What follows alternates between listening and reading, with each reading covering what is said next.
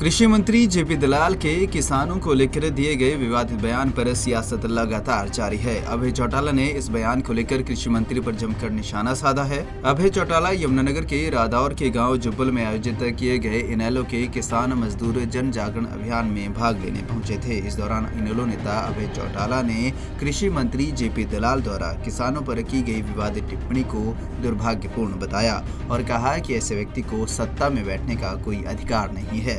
अभय ने कहा कि ऐसे व्यक्ति समाज व किसानी के ऊपर कलंक है और वह दलाल खाप से आग्रह करेंगे कि वह जेपी दलाल को समाज से निकालने की पहल करे। अभय चौटाला ने कहा कि विधानसभा में पहुंचने पर भी सभी पक्ष व विपक्ष के सदस्य जिन्होंने किसान के घर जन्म लिया है जेपी दलाल के लिए गो बैक के नारे लगाएं और जब तक वह कान पकड़कर माफी न मांगे इसे माफ नहीं करना चाहिए।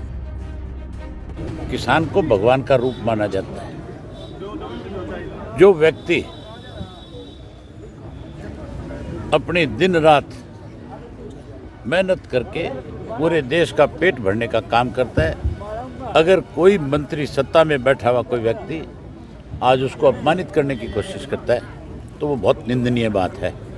इसके लिए मैं विशेष रूप से हमारे हरियाणा की जो दलाल खाप है उसको आग्रह करूंगा कि ऐसे व्यक्ति को अपने समाज में से निकालने की पहल करो। ये समाज के ऊपर भी कलंक है। ये किसानी पे जहाँ कलंक है वहाँ अपने समाज में जिसमें पैदा हुआ है उसमें भी एक कलंक के रूप में है। मैं उनसे भी कहूँगा और मैं जितने विधानसभा के सदस्य हैं, चाहे वो सत्ता पक्ष के हैं चाहे वो आज विपक्ष के हैं, अगर किसी ने किसान के घर में जन्म लिया है तो विधानसभा के सत्र में जब ये आदमी एंट्री करे। वहीं कांग्रेस के अविश्वास प्रस्ताव लाने के मुद्दे पर अभय ने कहा कि कांग्रेस का अविश्वास प्रस्ताव केवल कागजों तक ही सीमित है। अभय ने पूर्व मुख्यमंत्री भूपेंद्र सिंह हुड्डा को बीजेपी का एजेंट तक बता दिया। भूपेंद्र सिंह हुड्डा जो है बीजेपी का एजेंट है। उदाहरण आपके सामने है। भूपेंद्र सिंह हुड्डा ने सबसे पहले सुभाष चंद्रा को राज्यसभा का मेंबर बनाने में एक बड़ी भूमिका निभाई थी। अपना बैलेट पेपर भी खाली छोड़ के आया था और 14 एमएलए के पेन की शाही बदल करके उसकी मदद करने का काम किया था। तब जा करके वो होना था। दोबारा अपने बेटे को कैसे राज्यसभा का मेंबर बनाया जाए, इसके लिए बीजेपी से हाथ मिलाया। तीसरा, उस दिन विधानसभा से भागा। अब मुझे लगता है ये अविश्वास प्रस्ताव लाएंगे तो जरूर, लेकिन उस पर चर्चा करने की बजाय शोर शराबा करेंगे।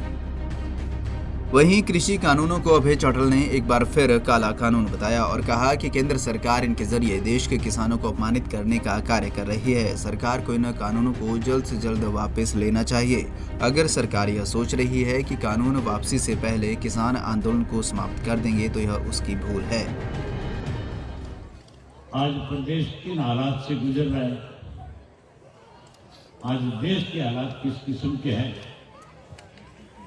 पिछले 1 वर्ष से लगातार जब से इस देश में कोरोना की महामारी आई, जब प्रदेश के अध्यक्ष चौधरी नफे सिंह राठी जी